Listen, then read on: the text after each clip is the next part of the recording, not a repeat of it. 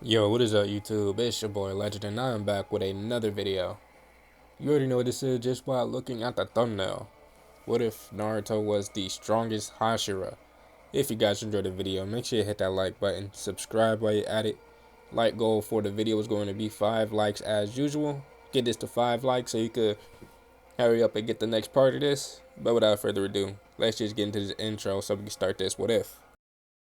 The Tale of Naruto Uzumaki. Huh. Yes, that has a nice ring to it.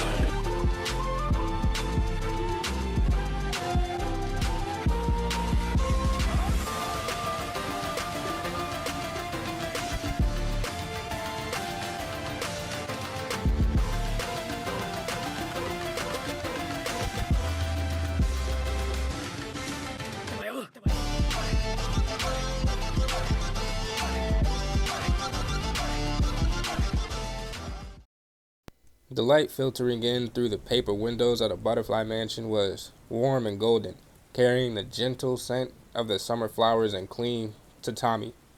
Naruto sat cross-legged in the center of the room, a quiet stillness surrounding him. His Hiyori lay folded neatly beside him, and his chest rose and fell in slow, measured breaths, each inhale attuned to the distant sound of cicadas, each exhale anchored in the grounded presence of nature. The seal on his chest remained dormant, a reminder etched into his flesh that chakra was no longer a gift he could summon at will. Only through sage mode could he fight now. Every battle a deliberate choice to harmonize with the very world that had so often tried to discard him. He wasn't meditating, not really, just existing, letting the silence seep in. A knock at the door disrupted the calm. Naruto didn't move. Come in. The door slid open. Muichiro poked his head in. Naruto, there's a bird sitting on a koi pond. I think it's trying to die. Naruto blinked. That's so. Muichiro nodded slowly, then sat behind the door, uninvited. You ever feel like that? Naruto didn't answer right away. Not really, but I've seen people who've looked like they did. Muichiro stared blankly, then nodded. I think I like you. He stood up and then left without another word. Naruto sighed and laid back on the floor. 10 minutes later, the door creaked open again. This time it was Mitsuri, carrying a small bento. I brought you lunch, she said brightly, kneeling beside him. You've been in here all morning. Giyu said you might starve before you ever accept a dinner invitation. Naruto sat up, expression unreadable. Thanks. You didn't have to. Her eyes lit up when he accepted the box, and she watched him open it like a proud chef. I added extra rice balls. I heard you like those. I do. He gave a nod. It smells good. She blushed just slightly. Well, enjoy, okay?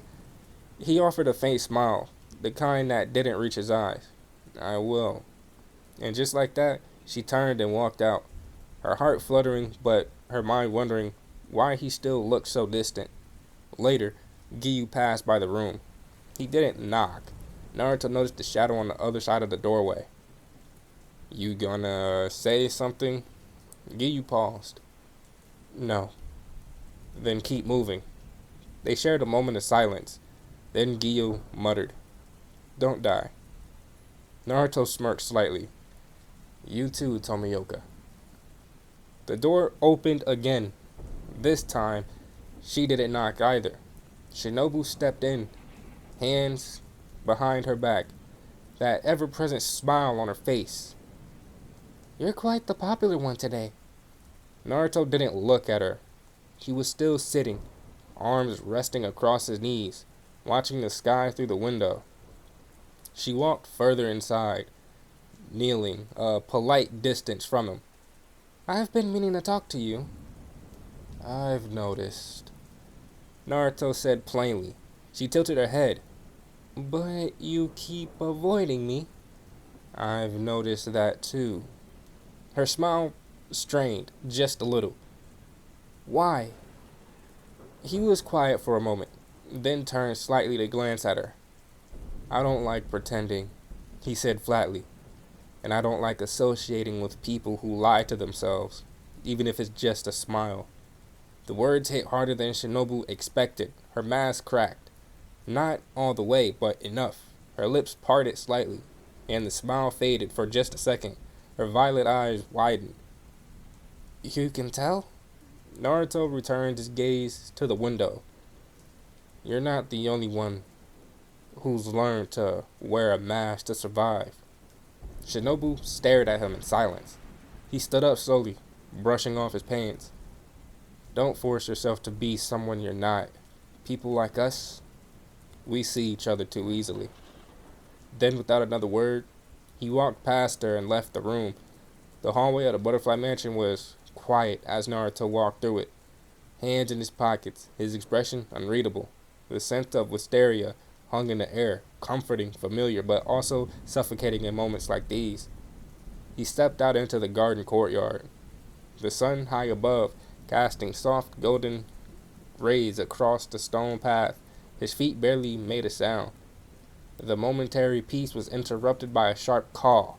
A raven descended from the sky and landed on a wooden post just outside the infirmary ring, black feathers glinting.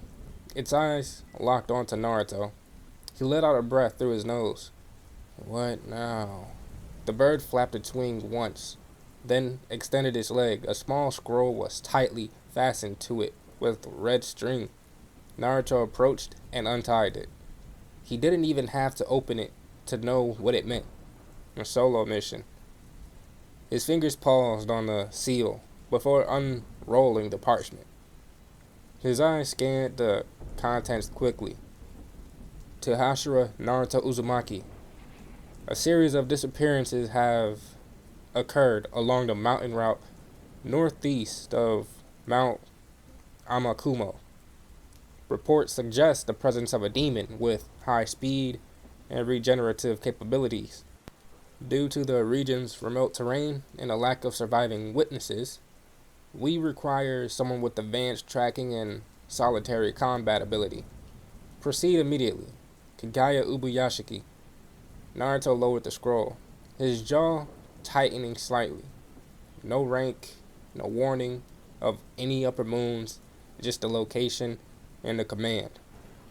The kind of mission people didn't return from unless they were someone like him. A shadow moved behind him. It's dangerous to go alone. It was Shinobu's voice again. He turned slightly, but didn't face her. That's the point. She approached slowly, watching him. You know, most people don't choose isolation, Naruto. They fall into it, bit by bit. I'm not most people. No, you're not. Her voice lowered hesitant. But you are still human, aren't you? He finally looked back at her, his eyes hard, unreadable. You're not asking if I feel pain. You're asking if I can still be saved. She flinched just a little. He stepped away from the post, rolling the scroll and tucking it up into his belt. Don't worry, Shinobu. I'm not dead yet. Then he walked off, not looking back. Scene changed. A quiet farewell. At the gates of the Butterfly Mansion, Giyu was already waiting, arms crossed, back against the post. You got a mission, he said simply. Yeah. Solo? Naruto nodded. Giyu tossed him a wrapped cloth bundle. Rations? And a new cloak. Shinobu said your last one was torn. Naruto caught it without looking. Thanks. Giyu stepped aside. Don't die. You really like saying that. You really like ignoring it. Naruto gave him a thin smile. Don't worry. I'll be back before the cicadas stop screaming. With that, he turned and vanished into the trees beyond the road, cloak fluttering in the wind, golden light casting him as a fading silhouette against the greenway. Behind him, back at the manor, Shinobu stood quietly on the veranda, watching the path long after he had disappeared. And for the first time in a long while, her smile was gone. The forest east of Hanamori Pass was drenched in the evening fog, the clouds clinging to the tree trunks like coiling snakes. It was quiet, unnaturally so. No cicadas, no owls, just a distant creak of rotting branches and the occasional drip of water off of decaying leaves. Naruto moved through the underbrush with methodical silence, his tan and black cloak half draped over his shoulder. Sage mode wasn't active yet, but his instincts were sharp. Something wasn't right. The letter from Kagaya had been vague. Unusual killings, suspected demon activity. You'll know it when you feel it. Naruto paused beside the stream. The water was tinged green. He dipped 2 fingers in it. A thin layer of viscous slime clung to his skin when he pulled them back. Not algae. He entered Sage mode. The world sharpened. He could feel everything. The wind nudging the grass, a fox breathing in a burrow 30 feet away, and just beyond the bend of the forest trail, something else. Something familiar. Nature chakra, but corrupted. He moved quickly now. The forest gave way to a sunken hollow, an impact crater, overgrown with twisted vines. At its center stood a gaunt figure, skin moss green and veined with glowing gold. Its back was to Naruto, crouched low over something. It was feeding.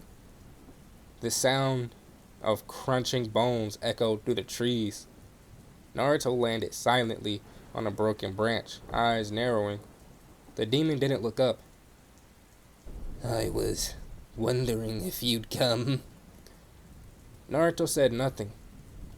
I smelled it, the demon continued, chewing through ribs like dry twigs.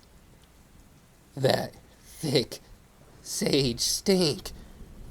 The same scent the last one died in. The one you burnt to ash. Naruto's breath froze in his throat. Lower Moon too, the demon hissed. He reeked of power and fear and oh, so much pain.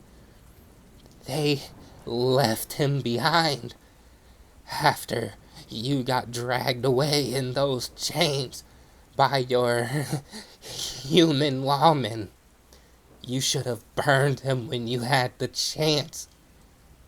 Naruto's hands curled into fists.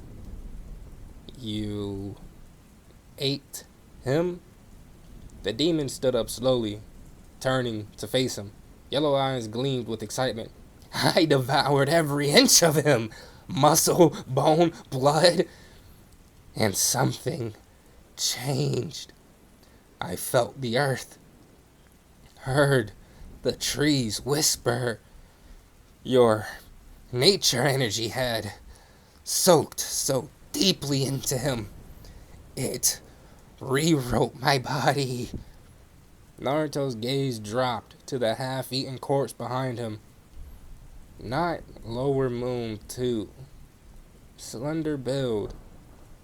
Tattered remains of a butterfly hairpin near the shoulder. Naruto's heart dropped. No. The demon grinned wider, fangs dripping with flesh. She was part of him, you know. Her blood was still fresh in his belly. Some of her was inside him when I fed. I tasted her too. Sweet, fragile. Time stopped. A silence fell so deep, even the forest dared not breathe. Naruto looked at the mangled remains of Yuri, the woman who stayed by his side when Konoha turned his back on him, the one who died in his arms only weeks ago And now, you, he whispered, you desecrated her. The demon chuckled. I honored her. She became part of me, and soon you will too. Naruto vanished. The world erupted. 1 second the demon was smiling, then he was airborne, ribs shattered by a palm strike to the gut that launched him 50 feet into the cliffside. The stone cracked behind him, and he barely had time to scream before Naruto was there again, fist blazing golden with sage chakra. You ate her! Naruto roared, smashing the demon's jaw sideways with the left hook. Roots lashed out from the ground to restrain him, but Naruto's skin shimmered with natural energy, and the roots burned away on contact. You stole her death, her peace, her memory! The demon gagged, blood, barely able to regenerate. You can't hold this much power forever. Naruto's voice dropped to a deathly calm. I don't have to. A dense radiant spiral of wind and nature chakra began to form at his palm. Not quite a Rasengan, something slower and heavier, primordial. I was going to let you die quickly, he said, stepping forward. Now, I want the earth itself to reject your corpse. The demon screamed, trying to crawl away, but Naruto pressed the spiral into his chest. Golden tendrils of sage energy wrapped around the demon's body, binding it in place. You don't get to vanish, Naruto whispered. You belong to this forest now. He pushed the spiral, and the spiral detonated inward, not outward, collapsing the demon into itself, into the soil, into nothing but fragments absorbed by the land. Not a drop of blood remained. The vines curled away in silence. Naruto stood alone in the crater, sage mode slowly fading. His body trembled, not from exhaustion, from grief. He walked to what remained of Yuri's pendant in the blood-dyed grass. Cracked glass. A hint of her scent still lingered. He held it close, kneeling. I'm sorry, he whispered. They left you there. I should have burned him. I should have buried you. The wind moved gently through the trees now, almost like a hand brushing his shoulder. Naruto didn't cry. He couldn't. But the weight of that night, of Kono's betrayal, of Yuri's final breath, of the monster he'd just erased, sat inside him like a second heart. And it was beating slower every day. The paper door to Naruto's room creaked softly as it slid open. A soft breeze wafted in, brushing against the loose edge of his torn black cloak. He stepped into the butterfly mansion, sandals tapping softly on polished wood. His steps were heavy, not from fatigue, but from restraint. There was dried blood on the hem of his pants. Small flecks of soot and black ash clung to the inside of his sleeve. In his hand, wrapped a dark cloth, he held a single broken pendant. Yuri's pendant. He said nothing as he passed Aoi in the hallway. She looked like she wanted to say something, anything, but the look on his face silenced her. The kind of silence that swallowed even sympathy. Naruto made his way through the familiar halls, through corridors scented with herbs and sakura. Soon, he reached the main room. The meeting had been called hours ago, and he was late. Inside, Kagaya sat on the floor, cross-legged, with the Mane quietly beside him. To the side sat Mitsuri, her pink and green braid coiled neatly around her shoulder. Giyu leaned against the wall, arms crossed, as Shinobu knelt beside a teacup, her usual gentle smile carefully painted onto her face. The smile faltered slightly when Naruto entered. "Welcome back, Naruto," Kagaya greeted, his voice like distant thunder, soft but imposing, impossible to ignore. Naruto stepped forward, his sandals whispering against the floor. "Mission done," he said. "Target eliminated." "And the nature of the demon?" Kagaya asked gently. Naruto didn't speak right away. He waited, walked forward, and knelt, placing the cloth-wrapped item onto the floor. The fabric unfurled, revealing a scorched pendant and a few strands of brown hair. Shinobu frowned. "That belonged to Yuri," Naruto said. His voice didn't waver, but something in the air around him did. "I found it inside the demon's stomach." Mitsuri's hand flew to her mouth. "Inside?" Naruto nodded once. "The demon I killed had nature-based abilities. Very weak, but noticeable. It could manipulate decayed plant matter, mold, and poisoned roots." Shinobu's eyes sharpened. "That sounds similar to what I can do. Sage mode, nature chakra." Naruto cut in. "He wasn't born with it. He evolved. I ran a scan with my sensory field before killing him." Giyu stepped forward. "You said this was the same demon that emerged after you killed Lower Moon too?" "No," Naruto said. "A different one. This one came later, fed on the remains of that demon." Kagaya's brows lifted slightly. "You mean..." Naruto looked him in the eye. "The Lower Moon's body wasn't destroyed when I killed him with Sage Mode.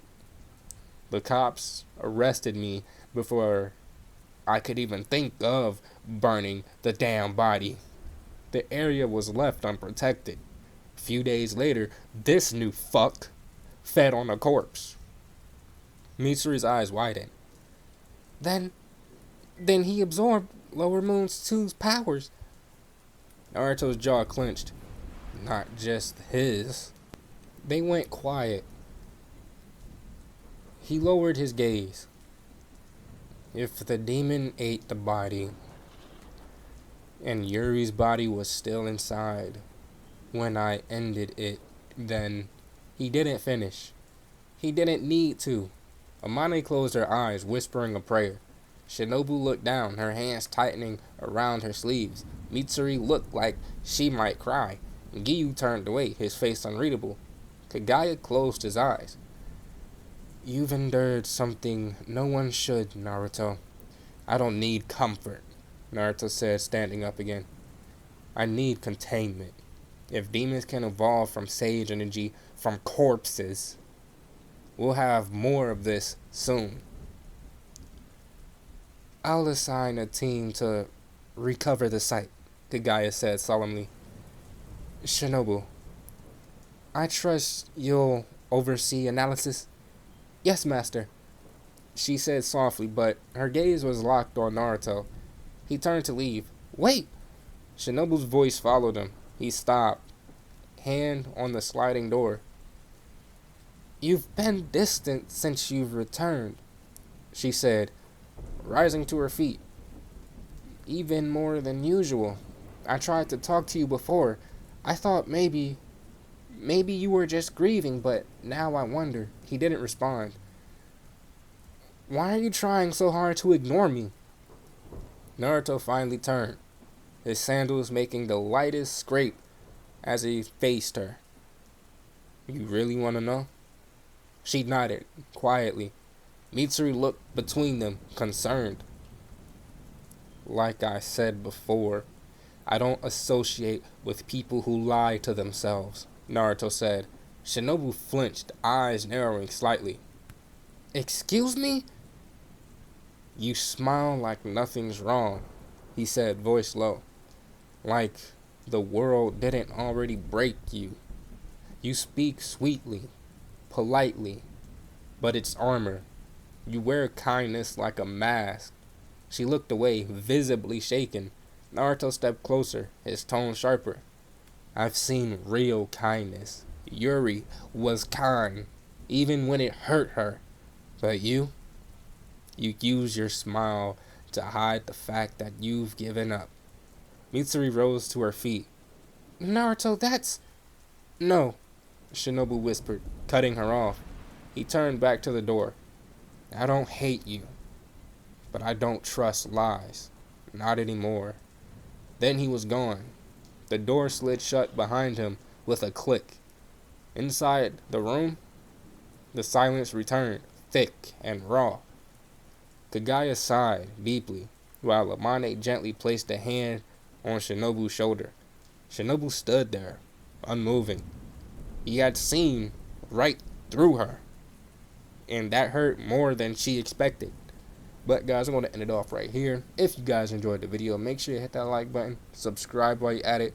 But without further ado, I am out, and I will see you guys within the next video. Stay blessed, y'all.